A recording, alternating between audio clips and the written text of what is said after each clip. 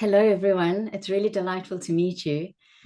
So, some of you may pick up from my accent that am I South African? I was born in South Africa, but my whole family are from the Champagne region in France. So, not only do I have a love for all things Japanese, and I see there's quite a few of us that share that common intrigue, but I also have a love and intrigue for all things related to champagne. But that's perhaps another conversation for another day. Before I start sharing slides, I firstly want to celebrate that you're here. There are probably a dozen other things on your to-do list right now that you could be looking at. You've got unread emails, you've got meetings to prepare. There's a fiery kind of energy that's going on at the moment, and people are already telling me that they're feeling stretched and pulled in different directions. So I really think it's incredible that you've set this time aside, because as leaders, ultimately, we can only lead as well as we are. And the more we learn about how in the world that we're stepping into with all this change and technology, that we need to come from a place of wholehearted leadership. And you can't be wholehearted if you're exhausted and tired. And so a lot of what I'm going to share with you, you may already know. However, it's good to be reminded of the fundamentals that help us stay resilient. So that term resilience has come up already. And ultimately, I don't think that we need a lot of new information. What we need is more time with the same information. So what I'm going to share with you, there might be some new things. I continue to learn on this journey. You know, this is not work for me. This is a legacy. My goal in life is to help leaders be better in themselves so that they lead better teams. And that's how I feel like I can contribute to humanity and the world. So we have an hour together. An hour might seem like a lot. An hour might seem like nowhere near enough, but whatever it feels like, it could potentially be a life-changing pocket of time if you're able to leave with one thing that you can use strategically to help you show up better as a human, as a mother, a father, a sister, a brother, a community member, a leader. And so I encourage you to give yourself the present of being present. I don't know if it's possible for you to close other windows and tabs and to maybe sit a little bit back with your hands on your lap and not on the keyboard. Maybe turn your phone over so you don't see if there's a notification. And maybe you'll just be able to pick up something magical, you know? Yeah. So on that note, how zen are you feeling? Because as we go through the presentation, we're quite a small group, so I'm not going to do breakout rooms. I want us to really feel as if we're sitting around a table together. Or no, actually not a table, on the floor, because in Japan, everyone sits on the floor. It's no wonder they're so flexible. They've got really good hip flexor exercises going. So let's imagine we're sitting around a hearth, because a lot of the traditional inns have got this little center fireplace where people come together and sit. And on that note, I'm going to ask you to engage and feel free in the chat or at any point to unmute yourself if you want to ask a question. There will be 5 reflective questions as we work through the presentation that it's all an invitation. So perhaps you can write notes for yourself. That helps me to concentrate. So maybe get a piece of paper and pen ready. Try not to write notes on your phone, because already there's so much going on your phone. It's a completely different portal to being zen.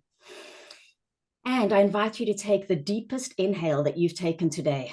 So breathe in really deeply, take in as much oxygen as you can.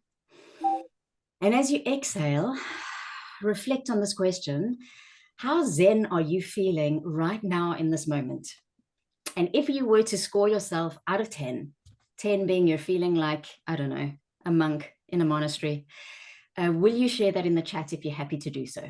So how zen are you feeling right now? 10 being incredibly zen. And I'm going to get my first slide up as we do that.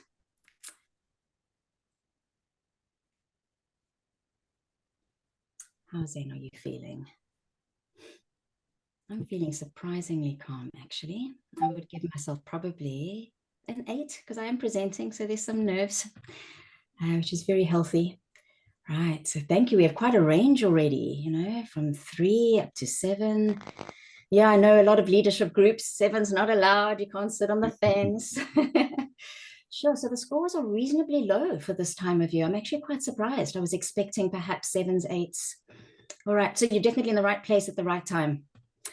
There was 7 when we came back from holiday. So my objective is to help you leave with at least one thing that can help you have a little bit more zen more often, without having to become Buddhist, without having to travel to Japan. And really you get what you want out of this, because I'm going to share some interesting tips and techniques and some personal anecdotes and stories. And I invite you to really connect with your intuition, because as a leader, that is incredibly important. And often we spend so much time in the space above the neck, in the head, that we can get caught up in more strategic, logical thinking. And there's so much in the unconscious and the subconscious. And I'm going to touch in to techniques that you can tap more into that can really help you to connect with your intuition. And so connecting lower down than just the head means actually being a certain way and being in our body. So the word well-being tells us, you can't think well-being. You can have all the knowledge in the world and still be incredibly unhealthy if you don't put it into practice. So well-being is a way of practicing. And today, just like I encouraged you now to take a deep breath, I'm going to give you a few opportunities to come back into your body, to use more than just your head, because right now you're thinking and processing, which is amazing, and perhaps being creative as you think about, what did Celynn just share, and how does that apply to my personal life or my leadership team? But I'm also going to encourage you come back into your body. So that picture was one that I took in one of the postal towns that I went through. So why did I end up in Japan? I've always wanted to go to Japan. I can't understand why, but as a young girl, I was intrigued by Japanese writing, and I've always read about it and always wanted to go. I was going to go in 2020. I'm sure you were going to go many places in 2022, but that got cancelled.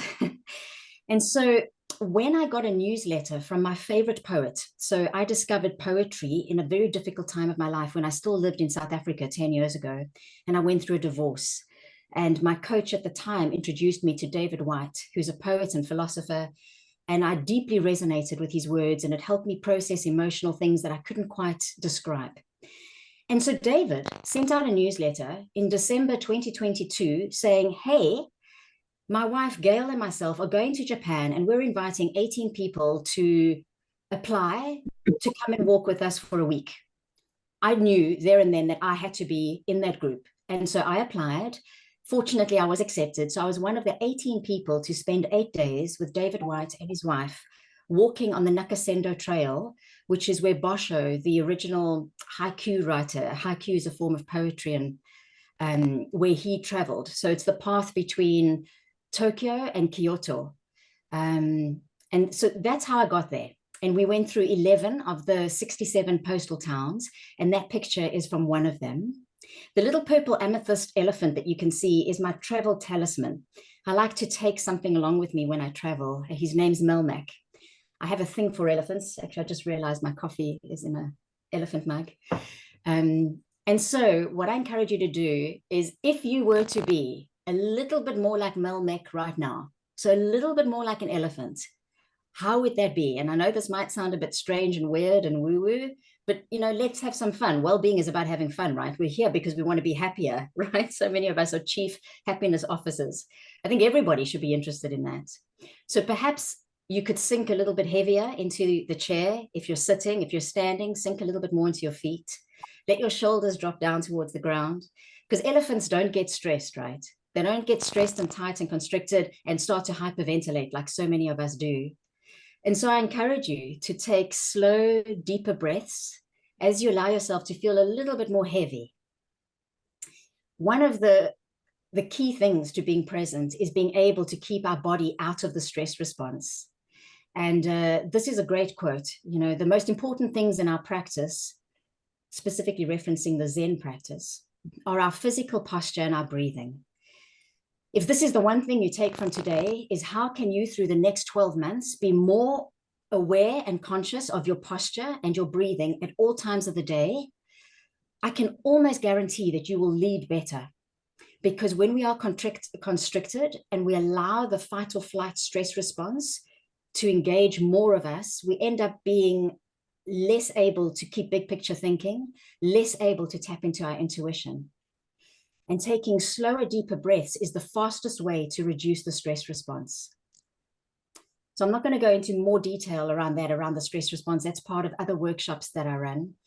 I just think it's so important. That's one of the most fundamental practices that I saw everywhere in Japan. People move, well, besides Tokyo, I guess, people moving a lot more slowly and being aware of posture and breathing.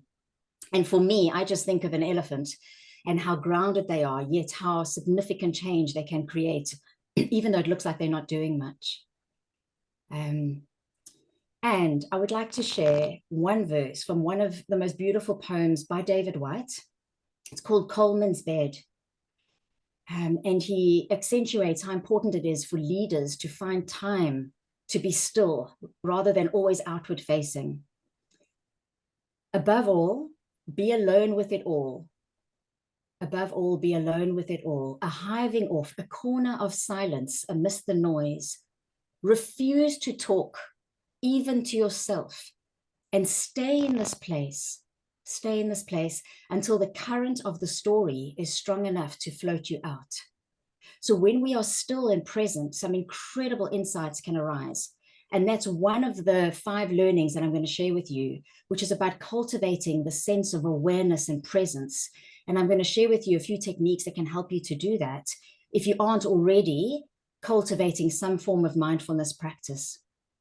So the 5 things that we're going to take a look at, and when I spent time over the last few weeks thinking, how do I summarize 8 days walking with David Whyte and another 8 days discovering Japan into an hour presentation? I don't know if I've got it all. And I also want to highlight that I'm not saying that Japanese practices are the solution for everything. In fact, when I went to Tokyo, I saw the opposite, the polarity of the Zen rural nature and how unhealthy that is. You know, the Japanese have a word for death by work. I mean, we think we have burnout issues. We don't come close to what some of the Japanese are experiencing. So they're not perfect.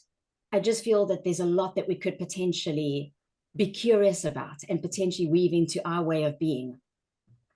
So firstly, we're going to look at this concept of joy, which relates to happiness. I'm so delighted that I think 5 out of us in the group mentioned that we're here to develop more insights into happiness. Like I just mentioned, we're going to take a look at how can you cultivate the sense of awareness. Then I'd like to talk about the Japanese view on polarity and how they can help you build resilience. I know that some of you are here specifically for that. And then I definitely, as a dietitian, I cannot not mention the abundance of food and how that relates to gut health and longevity. And then we'll end off with how powerful nature is and how perhaps 1 or 2 techniques could potentially help you through 2024 to not feel disconnected from nature and to harness the benefits of that. I was going to ask you if there was anything else on your mind that you wanted to get out of the session. So, but I think that most of you have mentioned that. If anybody wants to mention something else, like what would make this the best session you've attended? I was going to say so far this year, but that doesn't give me much of a impact, right? Let's say, you know, how could this be the best time that you've spent over the last few months? And if there's anything else that you'd like to add, please pop that into the chat. If there's a question that's on your mind, something related to your personal well-being, more than what you mentioned at the start, then I can just keep my eye on that and make sure that I meet your needs and requirements. Also, after today, you will have my contact details, and I would be honored if you considered me one of your well-being partners. I will reach out to each of you on LinkedIn. So if you'd like to be in touch with me, because I know in this context, you might have questions or something come up, and I don't want you to feel like there's no way for you to be in touch with me. So you absolutely are welcome to do that. Let's start with this concept of joy. And you may have noticed I'm using Japan as an acronym. That's how I got to, you know, can't share everything. What would be the most important things? These were the 5 most important things to me. Those 3 pictures were pictures that I took that made me feel joyful. So the one was this beautiful autumnal leaf as I was walking along the Nakasendo Trail. The other, those bells are what we need to ring as walkers as you're going through the mountains because of bears. You really need to ring, otherwise the bears might come along and you don't want to be meeting up with a bear. And then the other one was a gold Mercedes-Benz, I think it was, in a street in the middle of Tokyo. And I just thought, I don't know if I hate or love that, but it made me smile. So this concept of making ourselves smile is what we call joy spotting in the well-being arena. And I'm curious, if you were to look around where you are right now, is there something that makes you feel joyful? Is there something on your desk or where you are in the chat?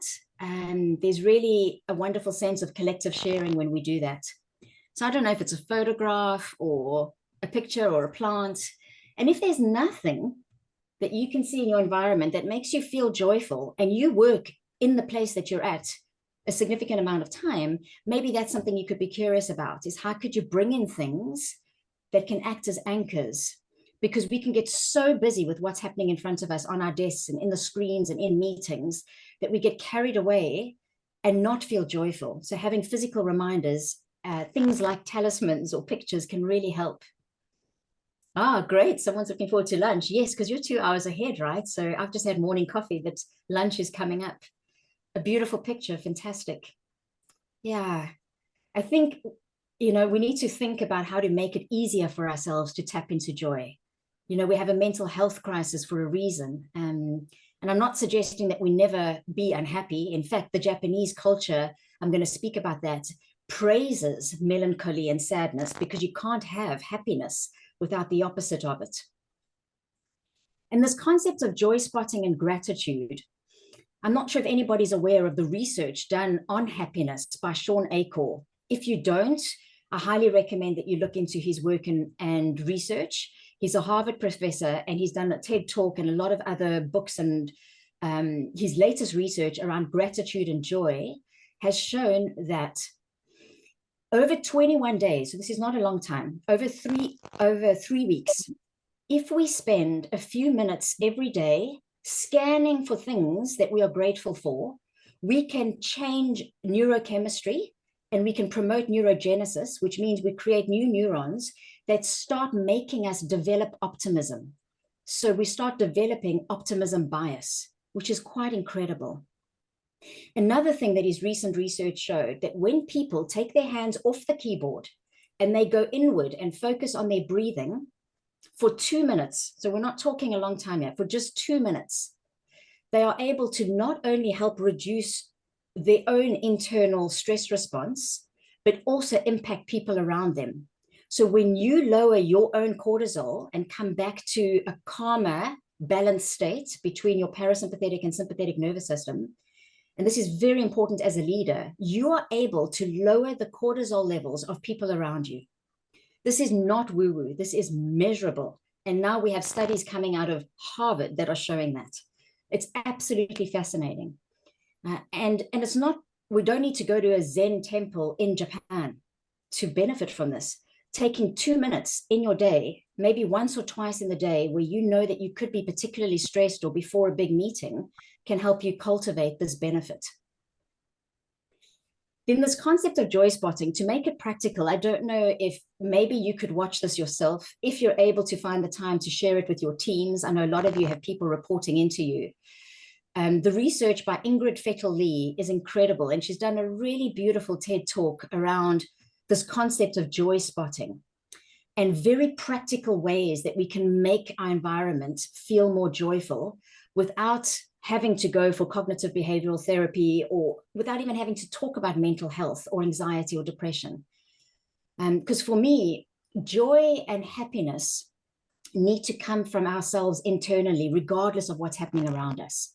So a lot of people depend on the weather, the news, for things to work their way, to be on holiday, to have enough money in order to feel good, to feel happy or joyful.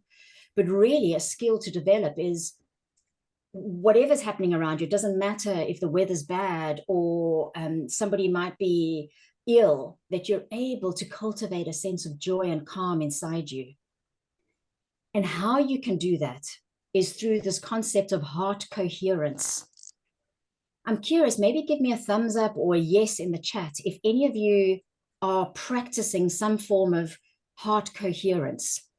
So heart coherence is where you spend a bit of time, maybe a few minutes, maybe longer, and you actively slow down your breathing and keep your posture upright so your body is relaxed. And then you think of something that you're joyful about or grateful for, or maybe someone or something that you have love or deep appreciation for. When you do those three things, relax your body, slow down your breathing, bring up an emotion of joy, love, care, gratitude, what happens is you shift what we call your HRV, which is your heart rate variability. And this can happen after about 30 seconds. It's really quick. The more you practice it, the easier it gets. Your heart rate variability is one of the most important indicators of your nervous system resilience. So if you're able to have a healthy HRV, you're able to go into stress and come back and find calm despite the chaos. So a really important way to cultivate that is through what we call this managing positive emotions. Now, this is not a masterclass or a workshop, so we're not going to practice heart coherence. I generally do that if I have longer with the leadership team. But one of the places you can go to is the Heart Math Institute that you can see on the screen if you're interested in cultivating this. There's a Heart Math Institute representative in South Africa as well as in the UK. And then another resource that you could potentially look into is the work by Joe Dispenza. So Dr. Joe Dispenza is doing some incredible, groundbreaking frontier research with universities, looking at people who are in this state of joy and gratitude and what happens to their brain waves and what happens to the electromagnetic field around their heart, and then what happens to their gut. So head, heart, and gut are impacted positively. And I can't even begin to describe the kind of results and things that we're seeing in terms of mental health and physical health. Truly fascinating.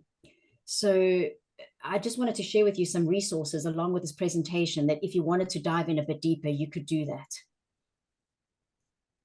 So now a reflection for you. This is reflection 1 of 5.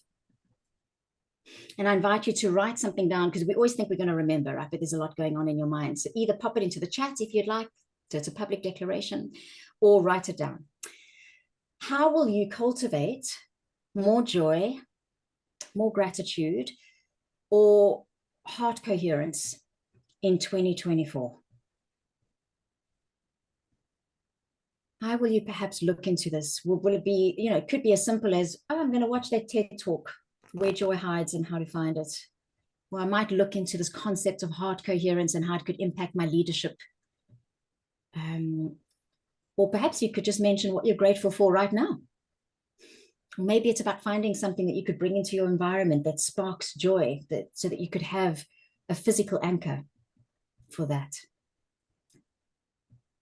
And feel free to share if you'd like to in the chat. It's always lovely for me, and I know the others, to reflect on what others in the group are perhaps thinking about. Singing is one of the best ways to harness your breath, right? You can't sing well if you're not breathing, and you activate the diaphragm, which then activates the parasympathetic nervous system, the vagal tone, which puts you into deep relaxation. That's why humming. So I sometimes hum because I have insomnia and I struggle to sleep. And I found that humming helps. I mean, we know that with babies, right? We put infants on our chests and we hum to them, and that vibration does what we call co-regulation. So wonderful that you're going to be doing that. Yeah. Music. One of the pledges that I have for this year is to play one song that brings me joy in the morning when I make my morning coffee. So I've now got a playlist that I call it morning dance, because sometimes I groove in the kitchen. And yeah, I'm looking forward to seeing how that works for the rest of this year. Thank you for the shares. Wonderful. I invite you, as we move on to the second lesson, to become aware of your posture again. So notice if there's any tension in your shoulders and your jaw. A lot of us tend to move forward and frown, and that causes energy drain. So relax your shoulders, relax your jaw, and take one really deep breath in. So inhaling fully into your belly and exhaling as slowly as possible. It's really difficult to feel stressed when you're exhaling slowly. Exhaling is an undoing. It's where the heart relaxes, your blood pressure drops, your diaphragm drops, your vagal tone increases, heart rate flexibility starts to get in. So I was curious. I was curious about your change that you said last year and the balance that you're bringing in. It's wonderful that you're doing that. So lesson number 2, I've already mentioned, it's this concept of awareness. So awareness is, for me, I'm going to share with you in a moment the best definition that I found of mindfulness and awareness. And I guess my question is, how can you be more present and aware in 2024? And why would you even bother with that? Because if you're not present and aware, like everybody else says, oh, I can't believe where time's going. I can't believe we're in March already. And we don't want to live a life where we just can't believe where all the time's going. Because at some point, just before we close our eyes for the last time, I don't know. I personally would like to feel like I've lived a full life, present of what's happening. And sure, it can feel like it's going quickly, but I know that I haven't missed significant moments. One of the most touching moments I experienced in Tokyo, and I don't know if any of you have been to Japan, perhaps you've seen this, because once I saw it once, I saw it more times. I was sitting on the pavement waiting for friends who were in some crazy toy store. And I was opposite an exclusive boutique, and I noticed this man and woman stepped out. The man turned abruptly left and walked right past me down the pavement with a huge bag. So he had clearly spent a lot of money and bought some things. The woman who I thought was his partner ended up standing on the store ledge at the entrance, watching him. And it was evident that she was an assistant from the store. And she watched him and he went down, and eventually he disappeared in the crowd. And there's no way this man was going to be looking back. And I don't know if it was about 20, 30 seconds after he had disappeared, she looked in the direction of where he had been, and she bowed. And then she turned and she went back into the store. I was so moved by that because she didn't know I was watching. He was never going to be looking back. She did that as an act of honoring that transaction. And I guess, and afterwards, when I looked into why the Japanese do that, it's a way of closing, because endings are as important as beginnings. And it's made me think about how I personally go straight into something without fully closing something else. And I know this isn't always possible. And I'm not suggesting that after every meeting you bow, but I am suggesting that could you take just one breath and mentally transition and close things off? Because otherwise we can carry energy into different things. So maybe you have a really difficult conversation in one meeting and then you move into the next and you need to be strategic and big picture thinking. And it's difficult to do that. So this idea of closing off and being more aware can be very powerful.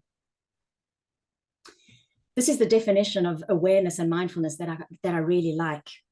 Being aware of what is happening in the present moment with an attitude of kindness and acceptance.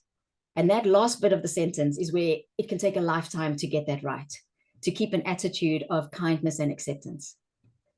That gentleman, by the way, was the kindest, calmest, most present, aware man. He walked right at the back of the group for 8 days, and he was consistently there with us. I never got to really ask his age, but I'm convinced that he was he was quite old, but he was incredibly fit and very present and calm. And so occasionally I think about him and I'm like, what would Kale-san do in this moment? And it's helped me to relive some of the sense of calmness.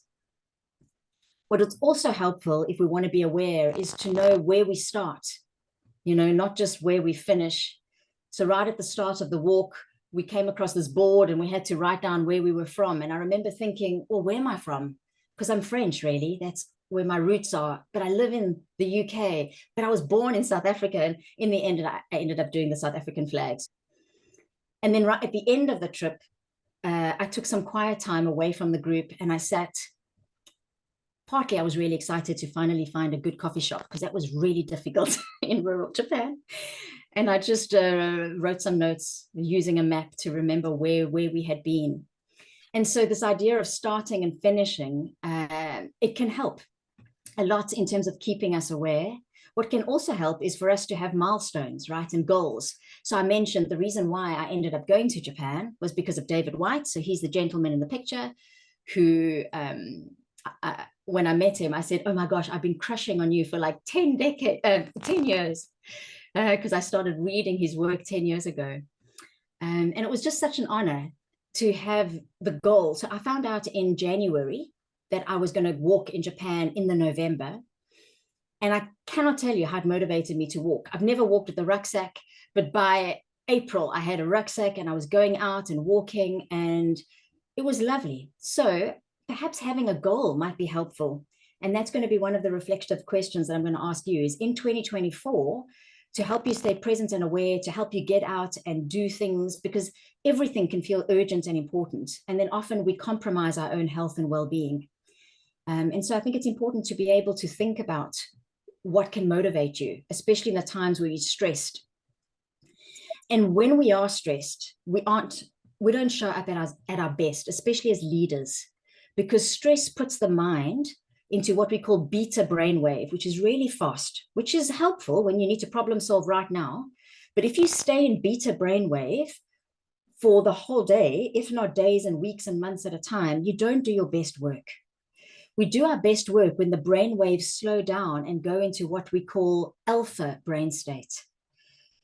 And I'm curious if you're giving yourself as a leader the opportunity to go and drop into alpha brain states. And one way you can do that is through heart coherence.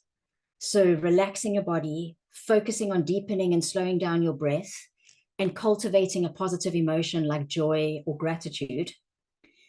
But you can also do it through what we call NSDR, non-sleep deep rest. So NSDR is a term that came from Dr. Andrew Huberman, who's a neuroscientist and researcher. If you're into well-being, I'm sure you might have come across him. Andrew has a laboratory where they do phenomenal research on all aspects of well-being, and he's got a great podcast and YouTube channel. And this concept of NSDR is where you give yourself the ability to stop and go inward and relax your heart and your brain waves. And none of what I share, I would want you to take for granted. I always say, don't believe me or anybody else out there who says that they're a well-being expert. None of us are experts. We're really just figuring things out as we go along, right? Put it into practice and let your body show you if it's going to work.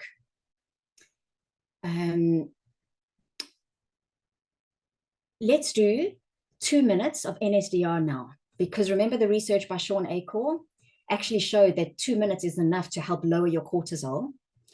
And although NSDR generally takes a bit longer, it's helpful to do it for 10 or 15 minutes.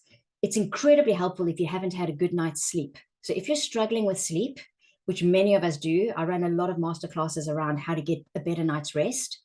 Doing 15 or 20 minutes of NSDR is like having the most powerful power nap. Very helpful.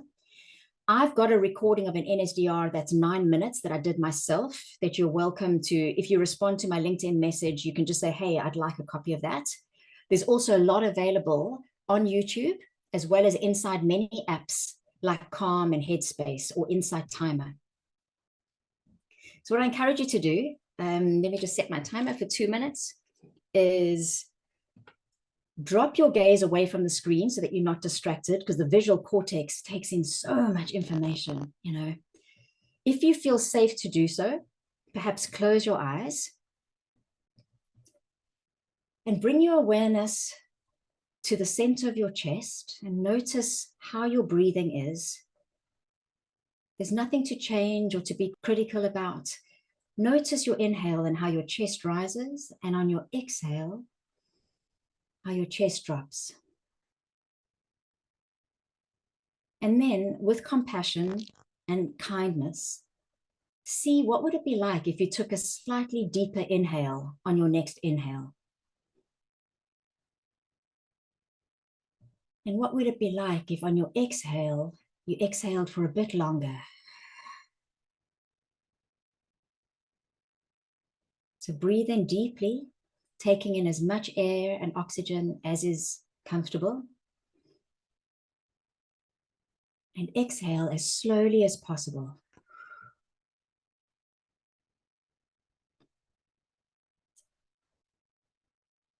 And as you take these slow, deeper breaths, I invite you to think of someone or something that you care about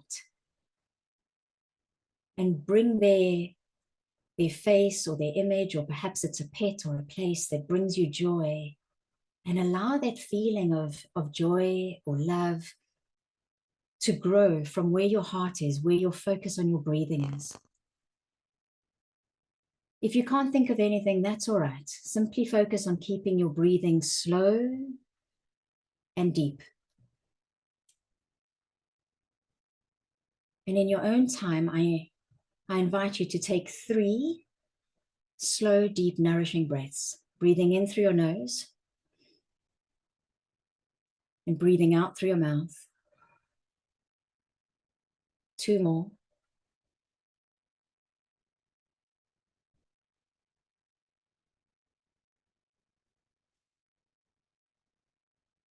And as you finish your last breath, before you open your eyes, bring some movement to your fingers and your feet. Maybe wriggle your toes, maybe move your shoulders a bit. And then gently open your eyes and let the light back in. Perhaps slowly bringing your awareness back to the screen. And notice how you feel from this place of a little bit more calm and inward focus.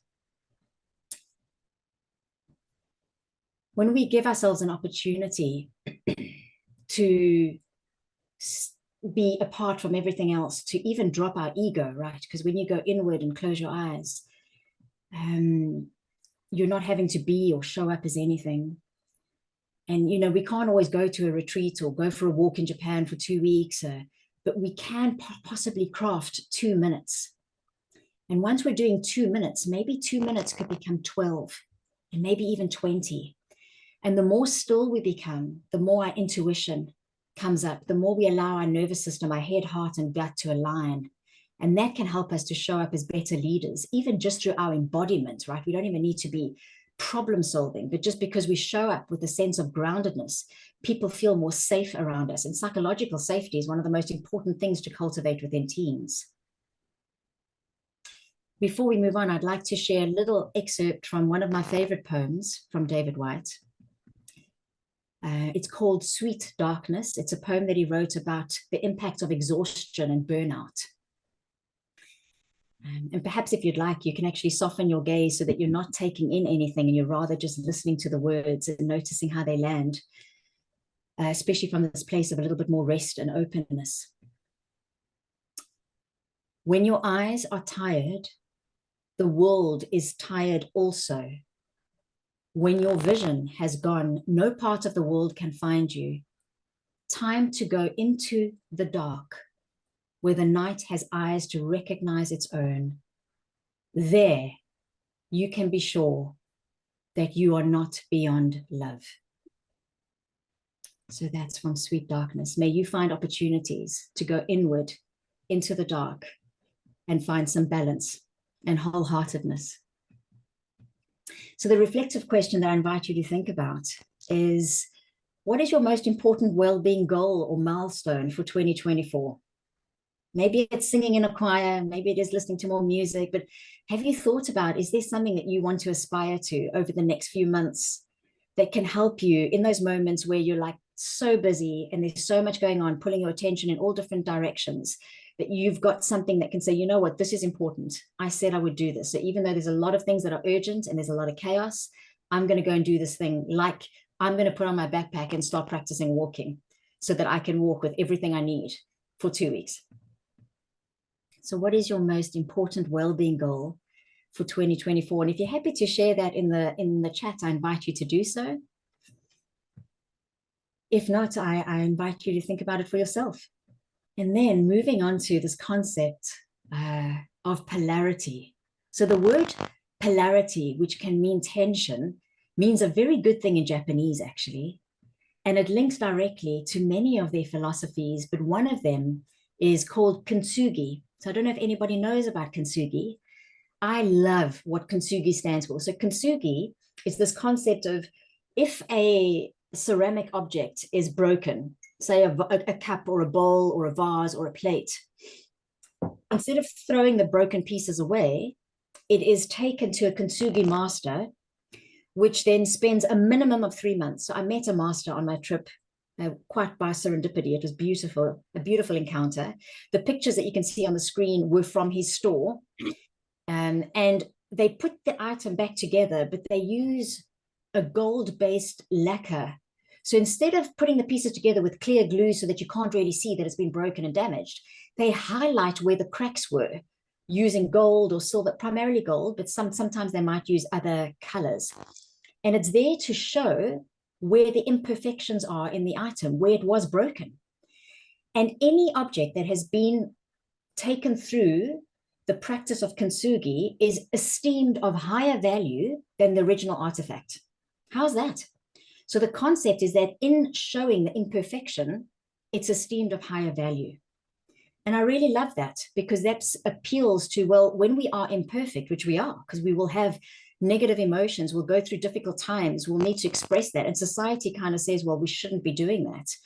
But cultivating the sense of vulnerability, especially as a leader, it's not easy, but it can be really beautiful. And I don't know if any of you are familiar with the work by Brené Brown, but Brené Brown is certainly someone to look into, because she does a lot of research around helping leaders specifically dare to show this vulnerability. So really helpful to perhaps know about her work. A story that I experienced in Japan, I don't know if anybody's been to Japan, or you experience what they call the onsens. So the onsens are these public baths where people go, women and men are always separate, but it's a whole bunch of strangers in a community that will come to a particular place where there's a few different baths. Some are hot, some are cold, some have got extra iron in them, some there's steam rooms. It's like a spa on steroids. And everybody comes in and, or they're naked, because they don't seem to have at all an issue around nudity, which is completely different, right, to our society. In fact, I read a book on the Japanese mind, and there was a quote there, which I thought was quite striking. And it just reminded me how we need to stay humble and curious, because the way we know things isn't always the way everybody else knows things. And it doesn't mean that we're right and they're wrong, or the other way around. So the quote about this particular act of the Japanese going to these public baths and being so comfortable, hanging out together, it's a bit like the pub culture here, except they're going to the onsen. And the quote was, "Some may feel it is disgraceful to expose our bodies, but others shamelessly expose their minds. Everyone knows how men and women are made, so we have no shame in uncovering our bodies. We think it improper to uncover our thoughts." I thought that was really interesting, because that's not at all how I see the world. Anyway, my experience in my first onsen was hilarious. I was so excited to discover this place, because I quite like using hot and cold, because it helps me cultivate my own mental health. I don't know if anybody's doing saunas or cold plunges or cold showers, but it can be a powerful way to build your physical resilience. It's not the only way, but it can help a lot. And so the first time I went in, I got this, clearly I was a foreigner, so I got this list of these 6 rules of the bathing etiquette, and I studied it. And I thought that I did everything right. But after 5 minutes of being inside the onsen, some elderly lady came up. I was sitting in the sauna. It was hot. She came and gave me this piece of paper. And I was like, I don't know what I did wrong. And then I realized what I did wrong. I didn't wash my feet when I came in. So the next night I go back, I wash my feet, I do everything right. I'm having a great time. It's about half an hour into my session. Another elderly lady comes up to me. I'm in the cold pool. And she said, she demonstrated head underwater, no. And she went like this. And then I realized, I'm not supposed to put my head under the water. So I didn't laugh at myself at the moment. I was quite irritated, and I noticed my inner critic came out and had a field day. But afterwards, I realized, this is like the importance of being able to hold ourselves lightly, that even when we appear to be imperfect and get things wrong, it's okay. And it's how we bounce back from that. So keeping that in mind and thinking about, maybe you could look into the art of kintsugi. I also think perhaps sharing it with teens could be beautiful. There's some lovely blogs and descriptions available. But how will you build your own capacity for holding polarity in 2024? So what I mean by that, you could do this in a physical sense. You could maybe push yourself to go and try cold showers, or to try hot environments, or to do maybe a new type of sport or a new type of hobby where you feel uncomfortable and you're going to get it wrong. And getting it wrong is part of the journey, and actually makes you more beautiful. It's like that art of kintsugi. It's being imperfect, making mistakes. Part of it is also about knowing how to process these negative emotions, because if we suppress negative emotions like anger, frustration, sadness, what we suppress, the body will express, and in very unhealthy ways. So there's a wonderful book by Dr. Gabor Mate, who's a physician, that speaks about the emotional connection to our physical health, called, I'm going to pop this into the chat, When the Body Says No. So we can decide that we're okay, and we push and push and push. And that's why I end up with clients that need to see me one-on-one because they have burnout. So let's not do that in 2024. And let's also at the same time find ways that we can build this ability to hold polarity, to be wrong, to be imperfect, to be going through a negative emotion, but then without it feeling like we need to suppress it, that we can process it in a healthy way and then show up at our best, Because there's many times where I've been in a difficult conversation or I've noticed some tension in me arise.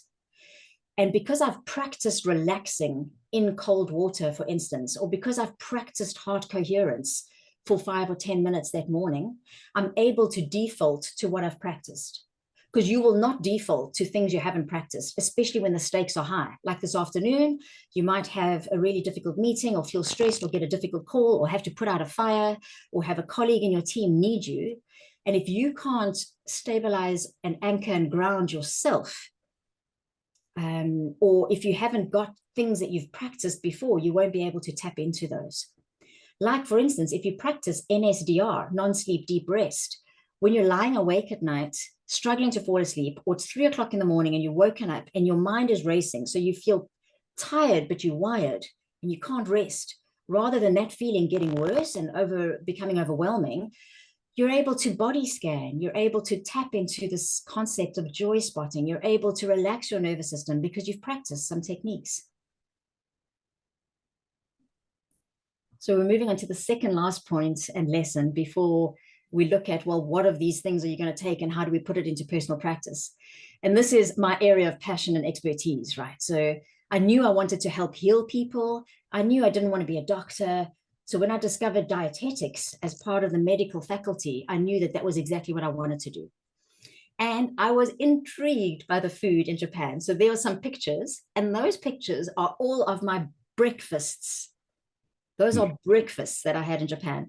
And when I work with leadership teams and we add venues, and of course, there's bacon butties or there's pastries and muffins and coffee as people arrive in the morning, I often say, if we were meeting in Osaka or Kyoto or some other Japanese place, what would we have for breakfast options?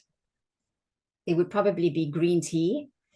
There would definitely not be pastries. There would be some kind of maybe fish, some kind of vegetable, definitely a miso soup, and I'm not suggesting that we all eat like the Japanese, but there's something in what they're doing because they are part of what we call the longevity hotspots. So there are places in Japan where people are living to over 100 without health issues. So they don't have diabetes and heart disease, and physically they're quite healthy and well. And one of the common factors with these longevity hotspots is the food. Because when we eat a variety of food, we can support our gut health. So I don't know each of you personally, so I don't know what your range is around nutrition. And if there was one thing I would want to share with you as forward-thinking, curious leaders, because you wouldn't be here if you weren't, that's what MD to MD attracts, right? Is, are you eating enough variety in terms of plant-based foods? How do you know that you're having enough? Because if you have enough variety, you support the bacteria, the microbiome inside your gut. If you're curious to know more about the gut, please reach out to me because I've got some recordings on YouTube around some gut-related talks that I've done. I can also send you references. There is an awareness of gut health because I know people are doing like the Zoe program, and Dr. Michael Molsey locally in the UK has done a lot of work in terms of creating awareness. But ideally, what you want to be striving for is 30 different plant-based foods. I'm going to pop this into the chat, per week. So a lot of us tend to eat the same vegetables and the same fruit, and we can fall into this pattern of not really having enough variety. And variety is the key to keeping a healthy gut. And that's what I saw in Japan. Every meal was just a whole plethora of different things. It wasn't just a sandwich, So bringing in more variety is key. If you would like some more tips around how to, what I call eat like an artist, which is have more of these plant-based foods, I've got some handouts that are available on my website. You can also, when I reach out to you, just say, hey, I'd really like that PDF around how to eat like an artist, because there I share 7 ways that help me to bring in more color. Because if you bring in more color, and when I say color, I don't mean like M&Ms and Smarties or Jelly Tots or crisps. I mean color coming from natural foods, right? And on the screen is an example of a food list that I put together to show my clients how we do have red, orange, yellow, green, blue, indigo foods. And the more variety you eat over a week, the more you support your gut. The healthier your gut, the healthier your mental health, because there's a direct link between your gut and your mental health, because your gut produces serotonin and dopamine and many other compounds. And the more we understand about the gut, the more we realize just how important this is. So I'm curious. I just realized I didn't put in a reflection slide for this. So my question for you to reflect on is, how will you eat more like an artist in 2024? Will that be by including new types of vegetables and fruits, trying a new recipe once or twice a month? Maybe doing what I do is I buy these boxes that come, I mean, I like to buy from Mindful Chef, but there's many. And in South Africa, I know there's You Cook, which give you all the ingredients you need to make a meal, easy peasy. And it's quite interesting how you can then learn how to cook without being a chef. And you get exposed to ingredients that you might not necessarily buy yourself. So how will you eat more like an artist in 2024? And then the last point is the idea of nature. And in Japan, nature is not a place you go to. Nature is just part of everything. So I was intrigued at how nature was brought into homes. So there were lots of gardens and plants, and it's not like a garden is a place you go into and then step out of. It's more like how the home revolves around the garden. And often places, even conference centers and buildings in Tokyo, were built around some kind of botanical garden. You know, in the center of Tokyo, there's a huge botanical garden. And I think that can be really something we could look at. So on a most basic level, when you look around your desk or where you work, could you bring in a plant, for instance, or even a picture of nature that makes you feel good? Because having a view like that, especially if we look out on horizons, we know that the brain changes perspective and you go from concentrated, narrow thinking to big picture thinking. So literally, I mean, that was one of the views that we had on the walk, because it was just incredible. And David Whyte spoke about the neurochemistry, the neuro changes that happen when we see wide open horizons. So as a leader, if you're ever feeling contracted and you're not sure how to solve a problem, I invite you to go to a place that gives you a sense of openness, ideally in nature, or even some of the research is showing that if you think back to a place that you've been with your eyes closed and tapping into your senses, so picturing it, smelling, feeling the leaves crunch or wherever you were, or hearing the sound of the water, it can help to create that sense of calm, which then impacts your heart and your brain. Now in Japan, some of you, I'm sure you've come across this concept of forest bathing. So forest bathing, which is, I don't know how to pronounce that, Shirin-yuku. But forest therapy is what a lot of the Japanese doctors prescribe for anxiety and depression and poor health. Because when you spend a short amount of time in nature, your blood pressure reduces, your autonomic and immune system function increase, you have a lot more blood flow, these NK immune cells actually increase significantly, and you potentially get perspective. And when I was in Japan, I had an opportunity to actually spend time with a forest bathing therapist. And she took us in for a forest bathing experience. And that was a photograph of the group. And we sat for not that long. I mean, we walked in the woods for about 2 hours, but we sat for about 5-7 minutes. And we actively listened. And then we looked at the different colors around us, and we smelt the different senses, and we touched different textures. It was incredibly soothing. And so my question is, are you getting enough? Potentially you can't go out into forests, but are you getting enough nature in your space so that you can benefit from how it helps the nervous system to relax.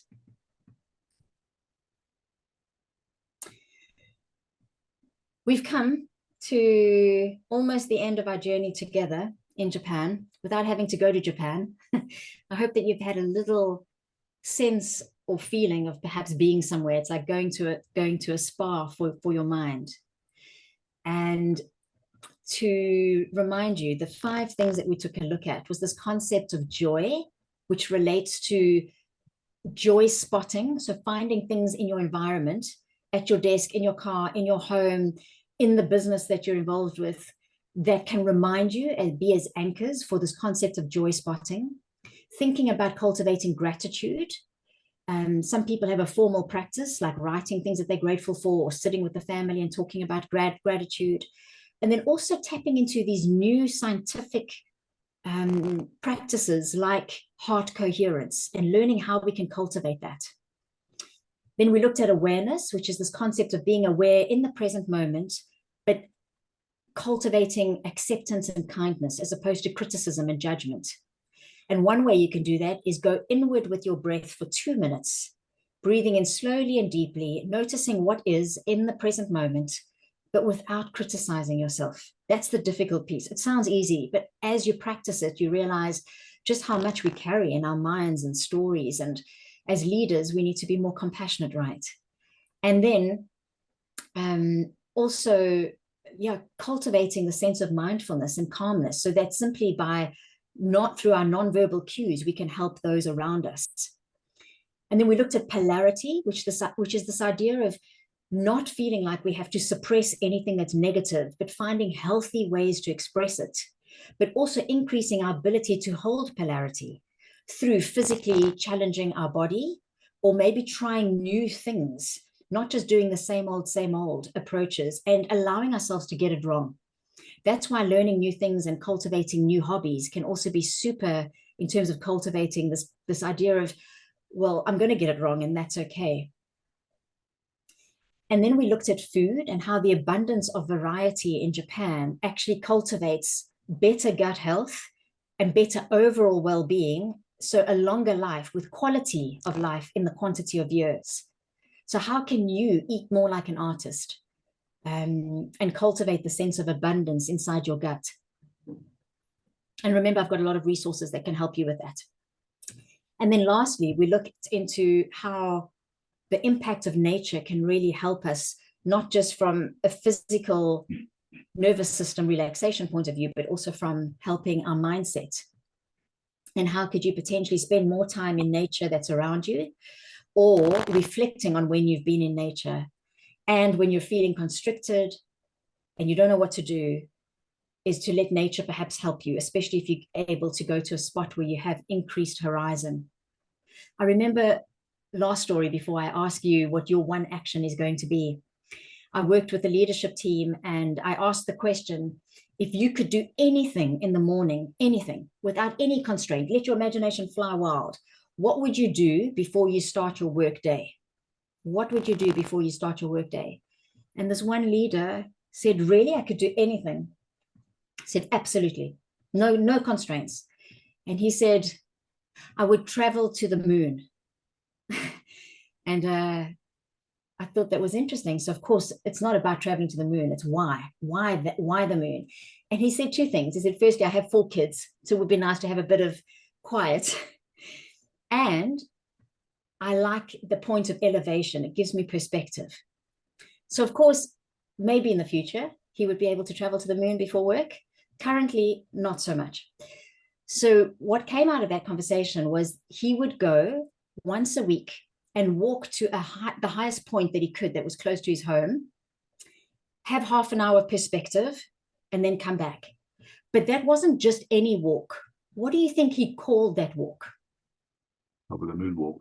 The moonwalk, exactly. And that just, his wife got it, the kids got it, he got it. So tying right back, I introduced you to Melmek, my little elephant. And I think as adults, we lose this playfulness sense of being.